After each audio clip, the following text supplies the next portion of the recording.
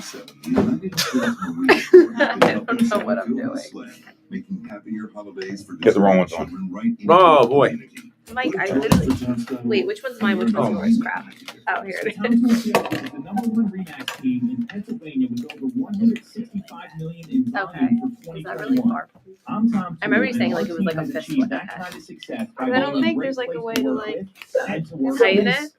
Somebody's headphones aren't working. We know real estate. Is it mine? There you go. How about try it? We hire the best agents and we give them all the tools to Is it working? Can you hear it? What? Can you hear the radio through your headset? I can't hear my. Oh yeah, I don't know. I can't hear myself. You're not going to hear yourself because the mic's not on. But can you hear anything coming through the headset? Yeah, I can hear the radio. That's what Mine's good too. You're all three of you. I'm fine. Don't worry about Okay. it. Thank you. Because this isn't a transaction to us. It's a relationship. If you're buying or selling a home, call the Tom Toole Sales Group at Remax main line at 610-692-6976 or visit tomtoole.com. That's tomtoole.com. Sell your home for more and remember the real estate golden rule. You always get more when you work with Tom Toole. If you're looking for a mortgage in the greater Philadelphia area, and by that I really All right, guys, all set? Pennsylvania, Ready? New Jersey, Delaware, Maryland, even What? Florida. Yeah, all set? No I guess. further, you can visit the Sutera team at Cross Country Mortgage. We are local Pennsylvania lending experts. Thank you, with loans DJ. that fit nearly any unique home buying I don't know if it's just the situation. microphones, We've but everyone got here's got a amazing voice for the first-time buyer for radio. options, What'd you low say? to no I'd say everyone has a down voice here for payment, radio. You, small DJ. agency programs, get a See if the free microphone- Yeah, I don't. trial at When you talk in the mic, you want to be kind of close like this so that the volume's going to go through. That is Sutera. When it is time to move, we are right behind you. That is me, DJ Sutera, and my business partner, Kyle Sutera. We've got you covered. Equal housing opportunity, subject to credit approval, NMLS 3029, NMLS 1390366, MLSconsumeraccess.org. The following programming is sponsored by Thomas Toole III. The views expressed do not necessarily reflect this station, its management, or Beasley Media Group. Good afternoon, greater Philadelphia area. This is Toole Time Real Estate Radio on WWDB 860 AM. I'm Tom Toole.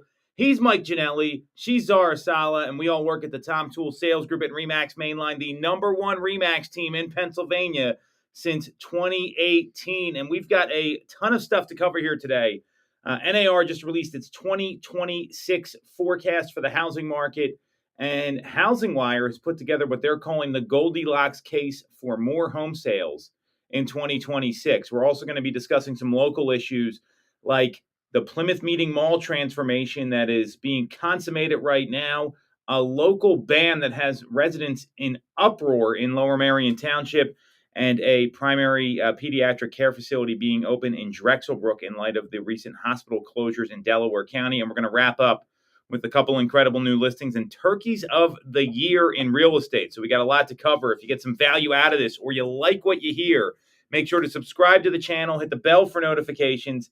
And if you want to schedule a call with our team, with either Mike or Zara to talk about your real estate needs and what to do with this NAR forecast, you can do that with the link right in the comments. So Mike and Zara, we got these NAR forecasts that came out. I want to lead with this, where NAR and Lawrence Yun, they just had their big meeting at the NXT conference in Houston last weekend, and they talked about what's going to happen in 2026, and they are predicting a 14% jump in existing home sales, a 4% increase in home prices, and there even are some predictions around mortgage rates where they're calling for rates to average around 6% in 2026. So what do you think about these numbers? Are they realistic?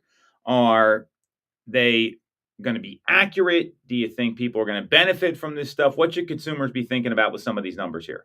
Yeah, I mean, what we're seeing already is interest rates have pretty much stabilized in the low sixes. So I think they're right now at what, like 6.3%. So I definitely see that continuing. I don't think that they're going to dip down to the fives.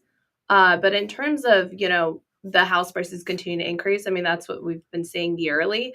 So overall, I just think that these numbers will definitely bring more optimism back into the marketplace, just because I know a lot of clients are always like, oh, when's the house bubble, going to finally burst? But what we're seeing is it continuously, people are still buying, people are still selling. So, I think that's just going to continue. Yeah, I mean, I would say most of the same stuff. I mean, especially in terms of appreciation, I think we're over like anywhere between 4 to 6% year over year, and everything has been stabilizing, including your rates. I mean, I think today we're at 6.4. It's been like kind of bubbling between 6.3, 6.5. So it shows a steadiness in the market, which a lot of people are, still waiting on the sidelines for maybe something they've seen in the past, something below 6, but everything's starting to become a lot more predictable, which can only help consumers kind of plan their next move. Zara, what do you mean by the housing bubble bursting when you say that? Because I know people throw that term around a lot. What do folks actually mean when they explain that to you? Yeah, I think that's just necessarily an excuse for buyers to be like, okay, like, are the house prices going to finally go down? Can we get a better deal? So I think that's what they mean essentially is, the prices coming down drastically. But what we're seeing is that's just not the case, especially in our area. I mean, I can't speak for other states, but, we continuously have appreciation every single year. So, it's great for sellers. And honestly, it's great for buyers that will have that long-term investment down the line. So here's the local stats. I'm glad you brought that up. So weekly, we are seeing that the median listing price is basically it's about flat week over week, but it's up 8.5% compared to last year. Now, that's the average. That's the median, which I don't like the median as much as the average because it just happens to be the middle number. Yeah. What we're seeing with mortgage rate predictions. So Fannie Mae is projecting the 30-year fix is going to end this year at about 6.4%, which is probably safe to say, and drop to 5.9% by the end of 2026. The Mortgage Bankers Association is a little more conservative. They're expecting rates to hold around 6.4% throughout 2026 rather than falling. NAR, they're predicting around 6. And there's a couple different scenarios, right? I mean, one would be if inflation and job growth weaken, if it's stagnant, or if inflation resurges. So you have to kind of look at all the different scenarios that are out there. So when you see these kind of forecasts, I mean, I get excited by seeing the number of home sales increase because that means inventory is going to continue to increase. Mm-hmm. That's what's got to happen here for that to be true. And when you look at those numbers, just to give some local perspective again, we're seeing that home sales are up about 1.5% in the Philadelphia metro area year over year. So it's not like we're seeing a huge jump in the number of home sales. And we need to see inventory really bump up. That doesn't mean every home's selling. So that's the stuff you got to think about here, which tells me we need to see inventory rise substantially to get to those numbers. So I think that's probably the best news for everybody. And I don't see rates really doing much substantially unless the Fed's going to have some additional rate cuts here. And we obviously have a meeting coming up in December, but that's going to have to continue. So for consumers, you guys are working with a lot of buyers and sellers in the marketplace. You're hearing these NAR numbers. You're hearing these predictions. What advice do you have for consumers that are thinking about transacting in 2026? Because that's really what this means. Like, is that going to help consumers? Is that going to hurt them? What should they be thinking about strategically? What does this data mean for them? Yeah, I mean, even just this past year, I've seen it alone with inventory increasing, and I think going into next year, it's just going to lead to more options for different types of buyers who feel like maybe there's not enough houses for them. So I feel like that will definitely, there's more options to choose from, maybe a little bit less competition since there's more inventory coming on the market. So I definitely think there's a little bit more advantage opportunities for them. Yeah, I would say that, I mean, with a lot more inventory, I mean, that's the number one pain point besides, prices, rates, and everything like that. But it's only going to help people get out there and really explore what the right fit's going to be for them. So it's kind of like a beacon of hope, which hopefully it inspires people to, take a look at their options. Because a lot of people sit on the sidelines and they'll see these numbers and they'll see that they'll just look at the numbers and they're not going to look at their future potentially. And that deters a lot of people. So having more inventory is only just going to help people, and it's also going to level out competition. That's the way I would see it. And also on the flip side with the sellers, there's going to be more buyers that are going to be entering as well. So, they're more optimistic to get their home sold. Well, and when you look at where inventory's headed for 2026 and you go to the national numbers, we're at a point now where we're above 2020 inventory, but not quite at 2019. And I think that's significant here because that's a pre-pandemic number. And 2019 was a very normal market. So when you look at that, seeing almost that cross in inventory levels, that's going to go a long way. Now, locally, we're not quite there yet. So to give some perspective, when you look at Pennsylvania numbers. I mean, we're seeing a 10% increase in inventory. We're seeing, as I said, we're seeing the sales numbers are pretty flat. I mean, you're seeing 1.2% increase in closed sales. Pending sales are up 0.5%. New listings are up 2.7%, but you're seeing that the absorption's a little slower because active listings has grown. So it's taking a little longer for homes to sell. More stuff's on the market. So what's your strategy for people that are sitting on the sidelines? I heard you both say that. So I bet there's someone watching right now, and they're probably thinking, I don't know if it's the right time for me. I don't know if I want to make a move. What kind of advice do you give those consumers, whether they're a seller looking to buy or someone just trying to get into their first home? Doesn't really matter. Yeah. You want to go first, Mike? Yeah, I'll go first. So the first thing is obviously talking to a real estate professional. I mean, understanding your options. And a lot of people sit on the sidelines because they don't have a clear plan or the clear next steps. Once you get those in place, you can really identify your options and then go forwards, take a look at what's going to be the right fit for you. Because people who kind of just stay in motion, they find success. And people who kind of just sit on the sidelines, they're going to continue to find something where it's not going to be the right fit for them. Right? They focus on the negatives over the positives. So the first thing is just getting clear next steps, talking to the professional, and then kind of just taking it from there. But that has to be the first step. Yeah, I guess for me, I would ask them what their main motivation is because it really depends and varies. So, for example, I've had sellers that are like, I just don't know if I want to sell, and lose my 4% interest rate and buy a higher interest rate at 6%. And that's kind of a tricky situation. But for some buyers, like, for example, first time home buyers, I know for me, I wanted to get in sooner than later because, I see that house prices are continuing to increase. And it's like, do you want to be out of the market completely if you don't get in now? So it's more so just realizing that over time there will be more inventory, but also the prices, the median average has continuously increased. So definitely get in before you can, really. So that's good advice. So tactically, how should those people searching? Because I'm a big believer that if their agent is relying on an automatic email drip, and that's all they're doing to help them identify homes, they probably need another agent. And what home buyers want right now, it's over 50% of home buyers, they want someone that's going to help them find a home. So what sort of strategies for the people that are just kind of in this wait and see mindset would you recommend? What are you doing to get people to see kind of what's out there? Because this is what people want. And a lot of agents, they tend to focus on things that are totally different. Yeah, I mean, that's just the difference between a good agent and a great agent. We talk about that a lot. But yeah, it's, a lot of my clients do passive searching. So that's my job to be more active with that, especially if I know that they're motivated. So whether that be bringing them opportunities from inside of our team that haven't hit the market yet, or, calling the neighborhood, seeing, if we lost out on a house, seeing if there's any other houses that are popping up. Because usually when one house hits the market, the other neighbors are like, wait a minute, how much can I get for my house? So I've seen that before. Or just honestly, some of my clients just don't have time to check their emails often. So I will go one by one from each client and look at houses for them. And then I'll personally text them and call them and be like, hey, I saw this house and it kind of meets most of the boxes you're looking for. Do you want to go see it? And that's how I've gotten most of my deals, is honestly just texting them the properties I think that they'll really like. Yeah. Something, I personally use and found a lot of success, especially since it was around this time last year and the beginning of this year, is sometimes with certain properties, they've been on the market for like 60, 70 days. And sometimes the pictures aren't great. Take them to go see it anyways. And the best thing that could come from a bad house is understanding what's not going to be the right fit for you. Something where you kind of identify, okay, this is what an issue of this house could be. And we know what we see now. So if we see that in the future, maybe that's not going to be for us. But really paying attention to that stuff that, that's been on the market for a while, that could be a really, really successful strategy. And even what a lot of people do is they'll look into the future, but they won't look in the past. And that could be a really helpful tool for someone who's been struggling. Well, and regardless, what's important here is that you're bringing properties to the table. You're not waiting for the buyer to call you and say, hey, I want to look at this. And that's a real challenge for a lot of buyers, is that they're looking on Zillow, they're looking on Realtor.com, instead of having someone proactively send them properties or bring other things to the table.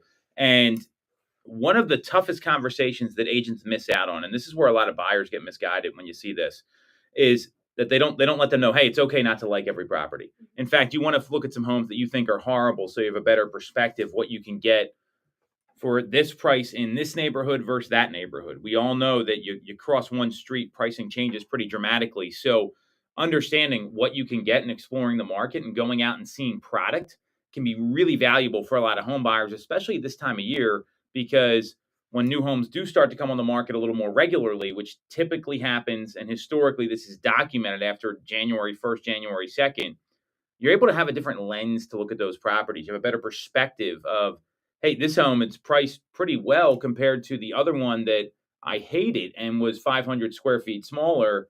I need to go look at this. So that's only going to educate buyers, and they're never going to have the same knowledge that the three of us have here. So it's our job to help get them up to speed as fast as possible. Yeah, that's a great way to honestly get buyers that are kind of stagnant and are scared to look at houses or don't see anything. Is sometimes I'm like, okay, well, like I know this house is ugly to you or whatever the case may be, but would it be beneficial to at least go out and see it and see what you like and don't like? That way, moving forward, I kind of have a better feel of what you're looking for. So Yeah, I get that all the time. yeah, absolutely. And it helps them learn more about themselves. And that's the kind of part that they miss. They need to understand that this is something where I thought it was going to be a nice fit. Like, let's say you like an open floor plan, but you get there and it's not, it's not what you're looking for. Now you know that because you looked at it, and it kind of it's the same thing when you're buying a car. Mm-hmm. You're not going to know what you want until you get out there, Yeah. look at the interior, drive it around. You want to treat your house kind of the same way. So with this rise in inventory and sales coming, the lesson here is go out and see what's available, educate yourself, or find an agent who's going to help you get educated a lot quicker. I think that's the biggest takeaway for anyone listening right now. So I want to go over this Goldilocks case for home sales in 2026. And Mike Simonson over at Housing Wire, he's also the chief economist for Compass, and he was the CEO of Altos Research in the past, so which was bought by Housing Wire. So, a lot of great background here. There's 7 factors here that are going to help home sales increase in 2026. And I want to get your reaction to each one of these because we're finally seeing some momentum, some real momentum with home sales as we close out 2025. And, we want to look at this is kind of the best case scenario here because you look at what happened last year. And it took a while for the market to kind of come up, and we still saw that this year. And now we're kind of coming off of that. So the first factor, and just give me a yes or no if you think this is accurate or not, or it will happen, because his argument is all 7 of these need to occur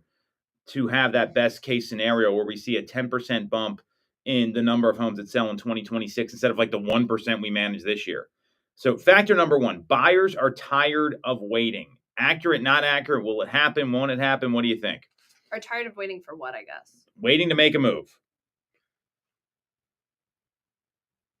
I mean, yes, but there always has to be that motivation, or else obviously you're just going to keep waiting. So Yeah, I mean, I agree. And the same thing is that you have to move when it's right for you, because if you're not, then you're making a poor decision. That's personally how I always saw it.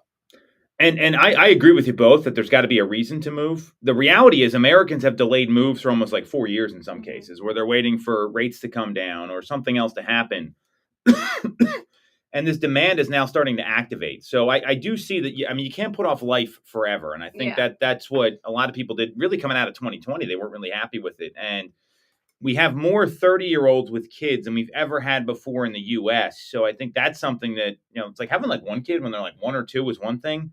That kid turns like 5 or 6. Things change pretty dramatically. So I think that group of people specifically, plus we're seeing the best mortgage rates in like 2 to 3 years. So that could get some of these people to step off the sidelines. So I do think that will happen we're getting, people started waiting in 2020. It's going to be 2026. Like the decade's half over. So the next one here, I don't want to spend a lot of time on. Sunbelt inventory could lead to room for sales growth. So specifically like Austin, Phoenix, Denver, much of Florida have enough supply to support a real increase in transactions. So even though prices are soft, that's why bargain hunting could be underway. And that proves to be an opportunity for a lot of folks. So what do you think about that? More sales coming out of the Sunbelt inventory, basically the South and the West specifically. I mean, yeah, I don't really know what their market is like, to be honest. I don't really keep up with it, but I'll say yes. I mean, I can't see how it would be a negative. I mean, I understand down the South, it's very much a buyer's market, especially with a lot of these homes. They've been sitting for a lot of them. I think they've been sitting for a minimum of like 3-4 months. So it can only help up here, but I wouldn't imagine having it too much of an effect. Well, I don't think it's going to have an effect on the Northeast for sure. Yeah. If rates do get closer to 6, there's a graph out there that we've looked at. I know they had it at we just had a Tom Ferry event our team went to last week, where anything like above 6.5, it's a red, and it goes from like a really dark red above like 7, and you got like 6.5 to 7, it's like a lighter red, and then you get like 6 to 6.5, it's like a light green. And so I mean, once you get below those kind of numbers, if we get close to 6, or you get like a 5.9 handle at the end of the year, that's going to prompt a lot of buying, especially some of those places are second home markets. So especially Florida. So if rates do come down a little bit more, that could really prompt a lot of sales to happen. This one's a little more accurate. So the Northeast and Midwest need more listings. So major metros, Philadelphia, obviously Chicago, New Jersey, Boston, and much of the Northeast and Midwest remain supply constrained, with 50 to 60% fewer homes on the market than in 2019. So that would require an uptick in listings in the spring. Do you think that's going to happen or not? What's your opinion on that one, or your guess, or your observation? I could see it happening, but very, very slightly. I mean, the same thing as what Zara said earlier is that a lot of the people are, they have a low interest rate, maybe 4%. Even I've seen people with less, and now they're going to re-enter the market with a higher rate. So a lot of people aren't prompted to sell. But if it happens, then that's only going to help. So I would say yes. Yeah, I mean, usually during the springtime is when there's the most uptick in inventory, I feel like. So, yeah, I would see that happening. But you said what, this year that only inventory increased by 1%?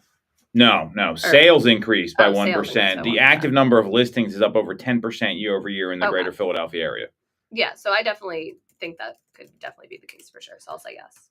So there's some data out there on both of these things. So if you look at the breakdown of mortgage rates for mortgage holders in the U.S., you're going to find that there's a lessening segment of people with these super low rates. So if you look at, in years prior, I mean, we saw people that, they had almost everybody had a rate less than 6%. Well, now you're starting to see that number go down a little bit.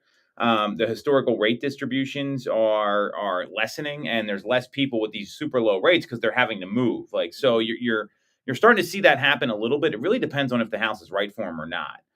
When it comes to historical inventory, typically you see inventory drop through the end of the year into the fourth quarter. It usually troughs around like early January, and then you'll see it rise up significantly through August, September, and then you see that drop happen again. So you're absolutely right there, Zara. And I'm looking at this, that I'm clear there's going to be more people that are just liquidating, because you got to look at the boomers here, right? Because they control 1/8 of the world's wealth. They own a lot of houses. Some of these people are just like, it's too much. I can't handle it anymore. And that's mostly the homes that people want to buy from these like younger generations. If you think millennials, Gen Z to a certain extent, and some Gen Xers, and that's really the homes in the biggest demand, is like that 20-year 4-bedroom single family home. So I think that could be a big factor here. What do you think about the labor market? So hiring improves even with rising unemployment, because now we don't have any good labor data because of this government shutdown. The last report was in September, and there was higher hiring and higher unemployment at the same time, and more Americans, especially those people over 55, are re-entering the labor force. So do you think we're going to see hiring improve even with rising unemployment in 2026? Because that's obviously something that would spur a lot of activity. I think yes, but right now it looks a little bit bleak. I mean, unemployment, like you said, it's very high right now, and I've even seen it with some of people I've worked with, some of my family members even. So it's something where if it does improve, that's only just going to help spark buying. So that has to happen. Yes. Yeah, I feel like I'm saying yes to everything, but I also agree with that. So rising unemployment from the labor force should pull rates down a little bit. Healthy hiring keeps buyers confident, but if the job market gets too strong, then rates go up. So it's a weird dynamic, and if the job market's too weak, that adds to housing supply but not demand. So I would hope it kind of stays right where it is right now, where I think the hiring market's very interesting, because we live in this age where there's a lot of jobs available, but people don't want them. They want like it's like they're a lot of applicants they feel like they're too good. They're not like and they're not taking these jobs, or they're working multiple jobs, which that's fine, but they don't want to go all in on something, or they're very quick to leave where they're working. So you have this different mindset, especially with and I hate this term, the side hustle mindset, which is I'm going to be, well, you guys are laughing, but it's like someone takes a job and they're like, oh, I'm doing this on the side. Yeah. And I'm like, well, you're going to do neither one of those well Yeah. because you're not spending enough time on it. But a lot of people think that's the way. I mean, you're nodding your head here. I mean, yeah, I mean, I'm like a all or nothing type of person. So, and Same. I mean, even in our industry, it's very common where you have part-time realtors and I see how well they do, which spoiler alert, isn't that great. So I very much like starting out, I kind of wanted to be a full-time realtor. And I'm one of those types of people where it's like, I'm either in the industry or I'll do something entirely different, Mhm. but I can't just like dip my foot in and, No, absolutely not. And you've seen it in other industries too. Like if you're going to be a professional athlete, I mean, you've heard stories of some people, they're bagging groceries just to make an income to pay rent, but they're treating it as a full-time job. If you want to get there, you have to be 100% all in and even beyond that if you want to be successful. And I get it, obviously some people starting out, they can't afford to be a full-time realtor. It is tough and there are a lot of expenses. So, my advice is just to save a lot of money if it's a career that you want to pursue. That way you have that cushion to, in case it doesn't work out, like give yourself 6 months. So there's a couple things. I mean, there's a lot to unpack there because the average real estate agent works 30 hours a week. This is according to the NAR home buyer and seller profile and the stats they put out every year, which is part-time. I mean, if someone's doing 30 hours a week, you're doing more than most. The professional athlete one's tough because some of these leagues, like they don't pay enough to get there. And if they wanted to make a living, there's a physical limitation there. Like you could work as hard as anybody else, but like you just don't have the skills. I think that's a little tougher. But there are people that they take a job and they say they're going to go all in, and then they're trying to start some other company on the side. And it just, I mean, the success rate there is very low. And I think that's why we're seeing a lot of jobs on the market because people don't want a full-time job that pays a normal wage. Because you go on like Glassdoor and these other sites and you see what the average salary is, and then people say no to it all the time. Like, I mean, I'm on the hiring side a little more than you guys, but it's wild. So I think we're going to kind of see this because of the mindset with a lot of the workforce right now, more than anything else, and that would be good because and people apply for unemployment, and even have jobs in some cases. Like it's kind of a scam. Yeah, I've seen that before. So all right, so we're kind of in agreement on that one. Shadow demand, right? So in 2025, withdrawals, meaning people pulling their listings, ran high as sellers pulled their homes off the market. They didn't get offers. There was data that there was over 350,000 more withdrawals from the market through mid-November than in 2024. And that at first glance, that might imply there's shadow inventory, but that may be an unrealistic seller. So do you think that there might be an indication of shadow demand because of these withdrawals? Because these are people that wanted to move, and they're actually delaying 2 transactions, a buy and a sell, because they got to go buy something else. So it's kind of like taking it temporarily off market, then relisting. Sure, yeah. I mean, they're grouping everything together. Like I would forget about MLS statuses here because there's a lot of different ones, but that's what they're talking about. So they're saying it's going to increase next year? What they're saying, an increase this year. So through November, we saw withdrawals hit 44.9% more withdrawals than we saw last year. And that was earlier in the fall. Like when you get to December, it's a little different because you do see some people pause on purpose during the holidays. So do you think that could mean there's more homes coming back to the market in 2026? Yeah, for sure. I've had that actually a couple of times when I've wanted to see listings this year is they've taken it temporarily off market and their goal is to put it back on the market in the springtime. I even had that with some of my sellers. So I think sometimes people, like I said, because most buyers do tend to come back during the spring. And there's a little bit more inventory, but I've also told my sellers to be careful of that because there's also more competition for them. So, yeah, I would say the same thing too. And you'll see a lot of people, which I guess it's more common with like an aspirational pricing strategy, is that they're going to test the market. But there's definitely more people coming back in the spring. Maybe something happened in the family and their plans changed. That's a big thing you'll see. And holidays too. Yeah. Or if they didn't see any success or if they want to change their strategy. I mean, it could be so many of those things, but that's absolutely a factor. I agree with all that. And from working the expired and canceled market for the majority of my career, you're going to see a lot of opportunity to go get some of these listings where someone bought the listing, meaning they just priced it too high and told the seller a number they thought they get excited about. It was mishandled, whether, like horrible photography. I mean, you mentioned that, Mike, a couple times. Maybe they weren't quite ready the first time. Maybe they didn't take the advice. There's a lot of reasons homes come off the market. Maybe, and they come off because someone has a tragedy, like a job loss. Someone dies. You don't know. So that could indicate, I think there could be kind of a rebound here where you see some of that come on the market, especially not so much in the greater Philadelphia area, but nationally. So we got two more here, then we're going to take a quick break. So bargain psychology. So after 3 years of price stagnation or declines in some of these more volatile markets like Denver and Austin and Tampa, prices entering 2026 remain flat or down. Now we're up, obviously, in the greater Philadelphia area. So do you think with cheaper money, because rates have come down, you've got prices settling in some areas, is that going to bring demand and maybe sellers and buyers actually meeting in the middle to the table here? So you have people that are coming back, seeing these homes that have been sitting on the market, to your point, and someone's grabbing them.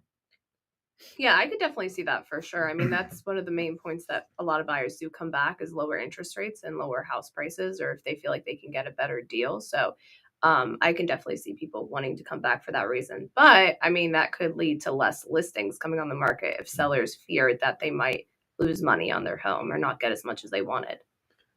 Yeah, I 100% agree with you. And something you'll see a lot of is that if people are going to meet in the middle, a lot of buyers feel that they just want a good deal and that kind of mythology behind it. So I could definitely see more buyers coming to the market. What Zara said too, maybe less listings just because of it, but also at the same time, in those areas, inventory is significantly higher, at least than what we see here in the greater Philadelphia area, even just the Northeast. Yeah, and I mean, when people start to get realistic, I think there is an opportunity there to get some deals done. And look, it takes everyone some time to get to the tables. It's hard closing deals. I think people really underestimate the ability to put two people together and get it to the settlement table. So, we're in this area where this is a very pre-pandemic market, which I'm a big fan of, because you got buyers that are ready to buy for the right reasons. You've got sellers that are ready to sell, but it takes a little art and it takes some skill to put these things together. And with what's going on with the National Association of Realtors, I mean, they're predicting another 200,000 agents are going to drop out of the business this year, which would be a huge drop. That might actually help put some of these transactions together as well. Last one here, weather's a swing factor. So Florida could add 100 basis points to national sales, but they had three major hurricanes in 2024. They didn't see any last year. And pending sales are running 10% higher than last year in Florida because the state had no hurricanes. Do you think that could be a factor in Florida or not? And specifically Florida, yes, just because I know that that's kind of the biggest issue there is the weather. Major concern, yeah. Yeah, I can see that being a huge factor. In our area, I mean, we don't really get much. So I think we're fine, but in Florida, yeah.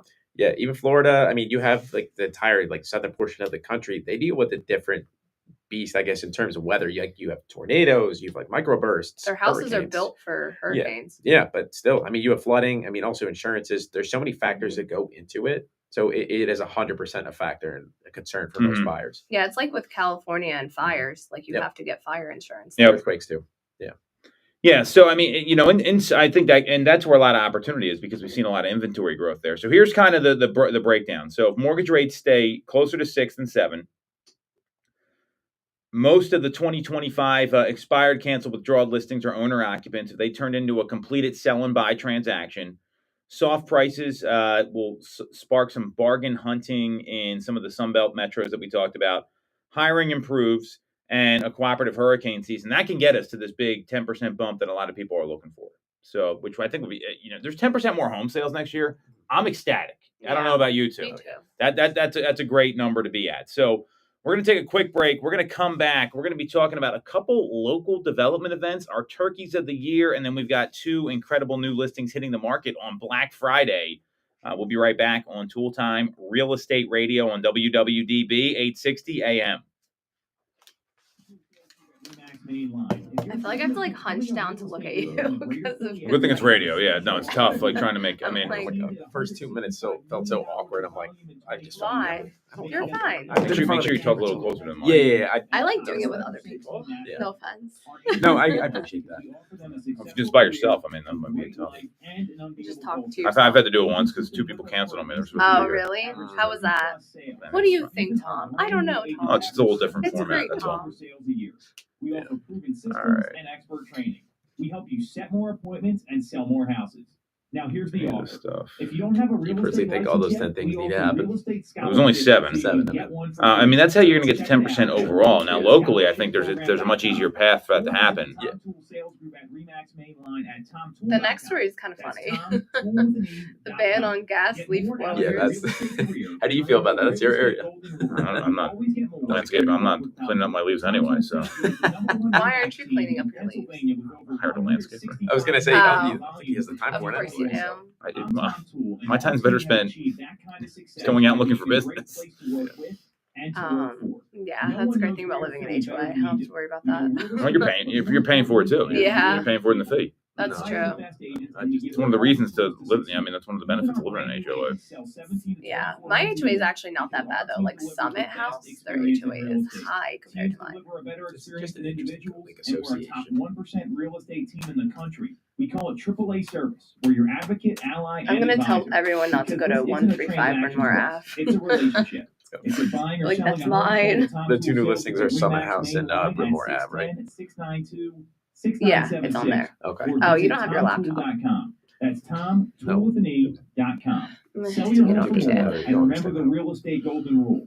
You always get more when you work with Tom Toole. If you're looking for a mortgage, I look like a in the pumpkin on Philadelphia camera. area, and by that I really mean Pennsylvania, Okay, so New full. Jersey, Delaware, Maryland. my screensaver. even See? Florida. Look no further. You can visit the Sutera team at Cross Country Mortgage. We are local Pennsylvania lending So we're gonna have about experts with loans that fit nearly any unique. What? Like 15, 16 minutes to get through all this. So we got to be quick. I talk Low fast. to no down payment programs, non-agency programs. Get a free pre-approval now at ccm.com and make sure DJ's search voice for is like us, putting me to the sleep. Suteras. That is Sutera.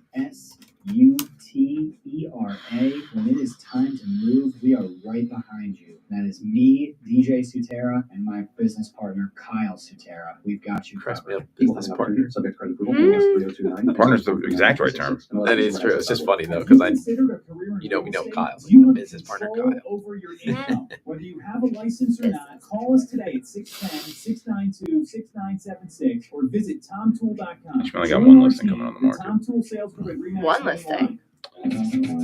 I got it. All right. Welcome back to Toole Time Real Estate Radio on WWDB 860 AM. I'm Tom Toole. He's Mike Ginelli. She's Zara Sala. We all work at the Tom Toole Sales Group at Remax Main Line, the #1 Remax team in Pennsylvania since 2018. We have got some local stuff happening here.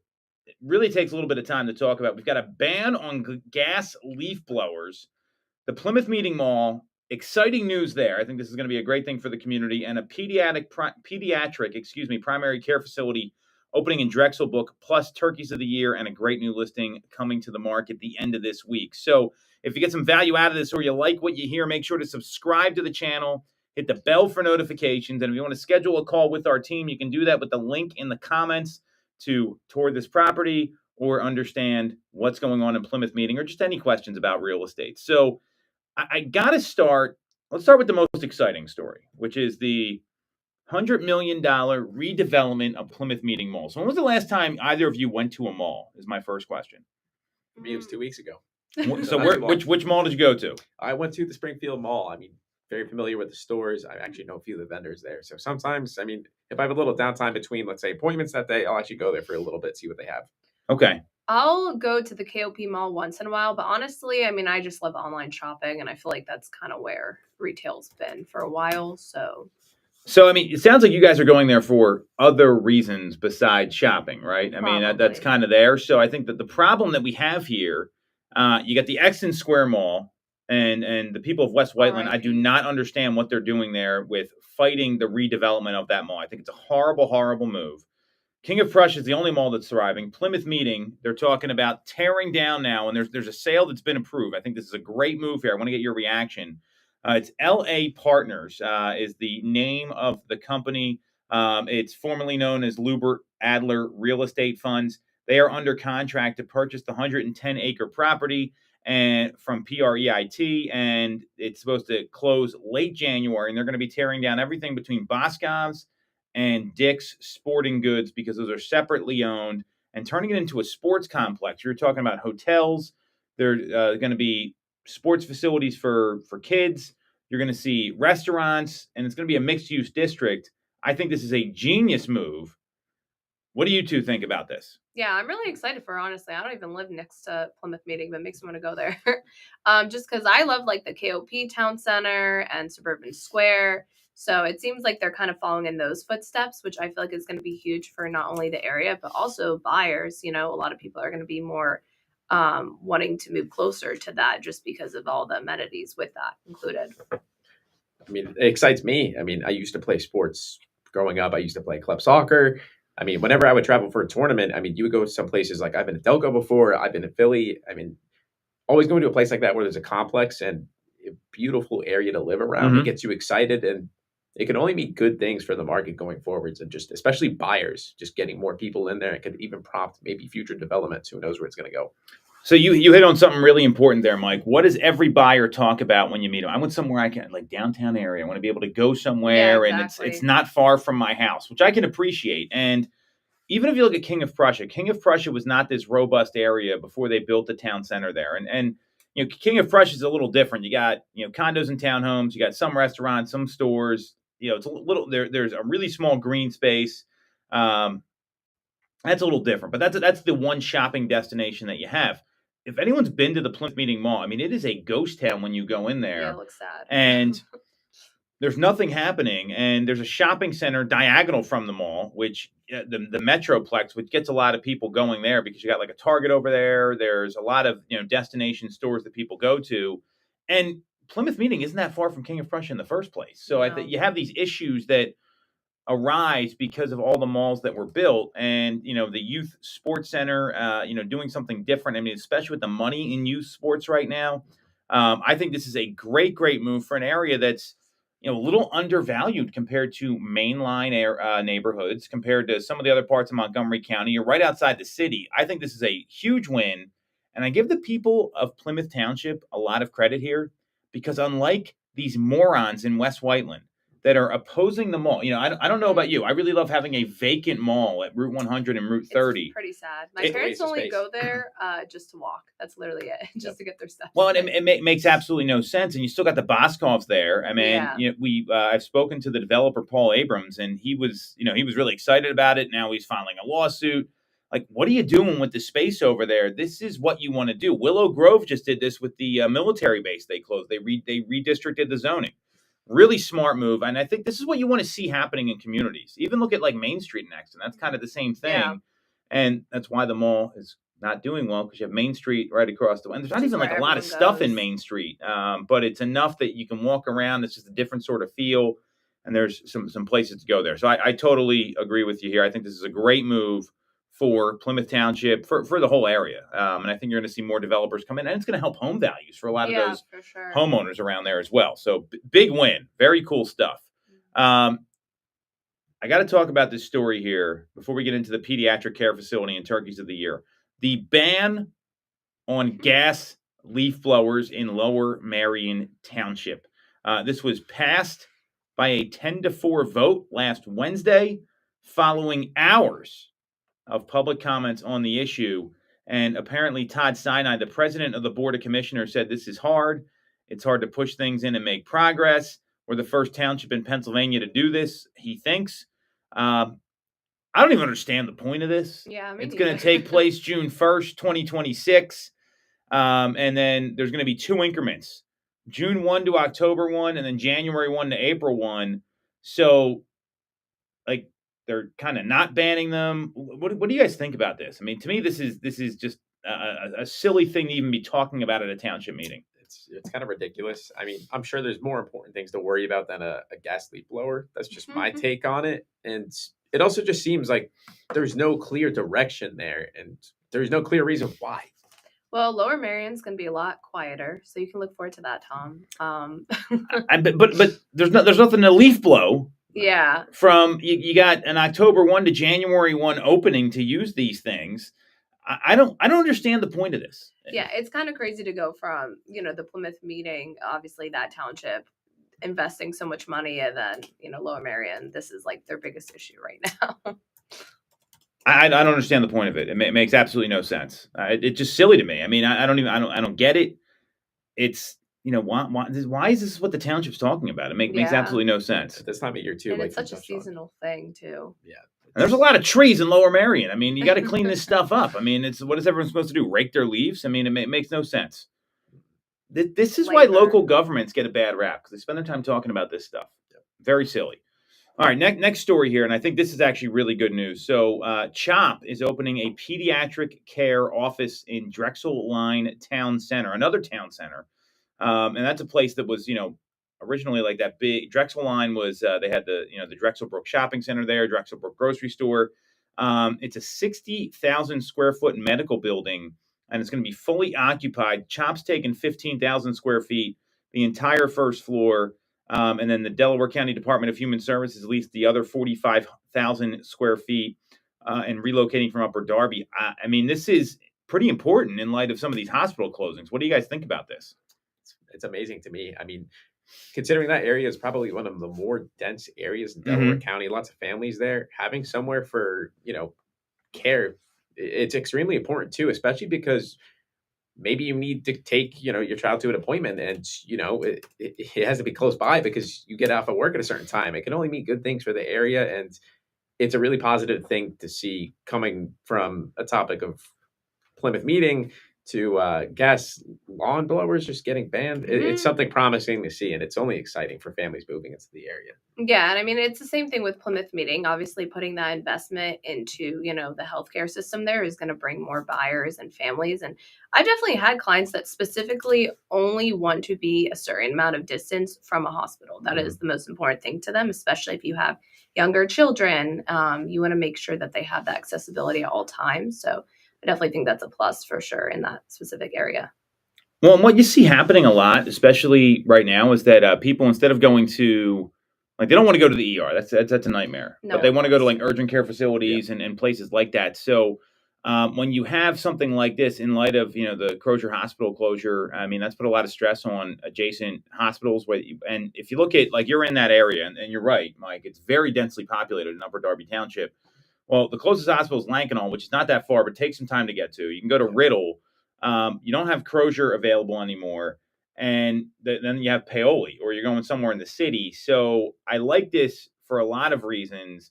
And you're seeing more and more of this happen because there is a lot of stress on hospitals right now because of the closure in Delaware County. So I think that's going to be pretty important to a lot of, and it's not just going to have people from like Upper Darby and Drexel Hill. You're going to get a lot of Southern Delaware County that would have gone to Crozier. So I think that's a big win. And I'm glad to see that there's some leadership here with our local healthcare systems with CHOP and University of Pennsylvania, CHOP specifically in this case, of doing something about these closures. So I think that's really good. You guys ready for turkeys of the year? Sure. So a turkey of the year. This is not like biggest loser of the year. It's like a stooge, a buffoon, someone that's a clown maybe. And we're gonna stick in the real estate world. I've got a couple here, but I want to hear what you guys came up with. What do you have? I'll let Zara go first. Oh God. Okay, I'm gonna piss off the biggest one. I mean, not to bite the hand that feeds, because I've gotten a lot of deals from them, but Zillow this year has definitely had an influx amount of lawsuits against them, class action, antitrust. So for that, I would give them my turkey of the year. So tell us a little more about this. Like, what made you pick them out, and then just kind of walk us through the thought process. We got a couple minutes here. Yeah, I mean, they've just had so many different types of lawsuits, and they're just kind of a monopoly on their own. So even with their lawsuit with Redfin and that situation, and also some of the other ones they've gone into with their different programs, their lending program, their seller program. So for that.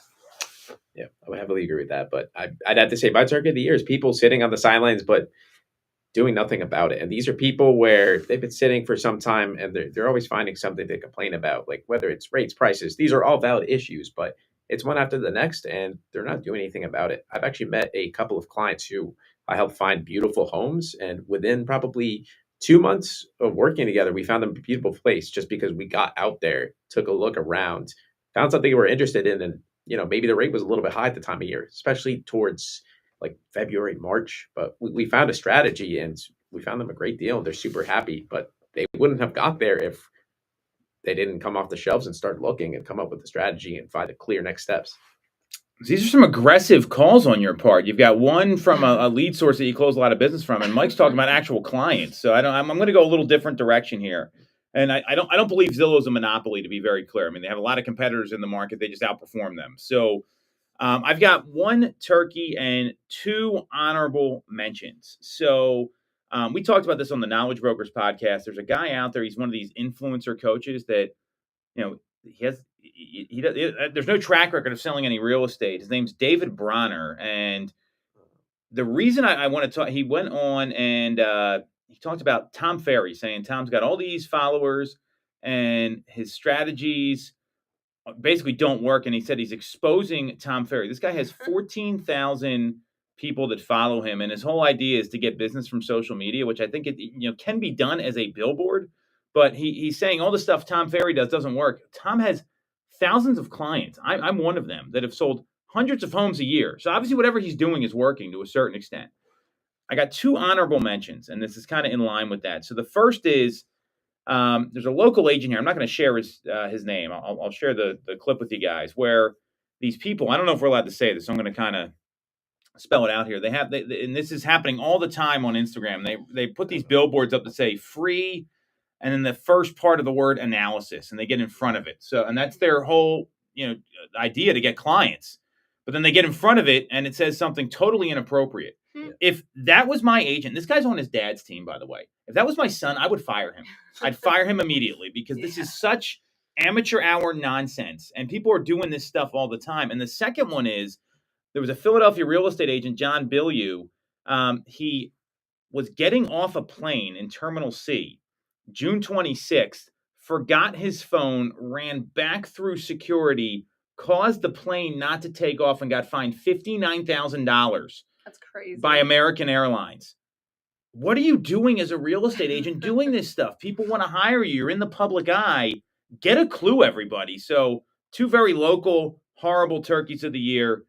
That's what we got. We got one great new listing hitting the market this week. It's 135 Bryn Mawr Avenue in Newtown Square. This will be sold by the end of the weekend, I can promise you. It's listed at $250,000. Needs a full reno. Very few listings are hitting the market this Black Friday. That's one of them. You want to schedule a tour for that, click on the link in the comments. It's a single-family home, $250,000, 135 Bryn Mawr Avenue. That's all we got this week, everybody. Happy Thanksgiving. Zara, where can people follow you? Not on social media. So it's zara.tomtoole.com is your website. Yeah. You want to get in touch with Zara. Mike, what about you? Where can people follow you? You can follow me on Instagram. You got MikeJannelli. All right, so at Mike Giannelli on Instagram. You can follow me at TomToole3RD. We'll be back next week on Toole Time Real Estate Radio on WWDB 860 AM.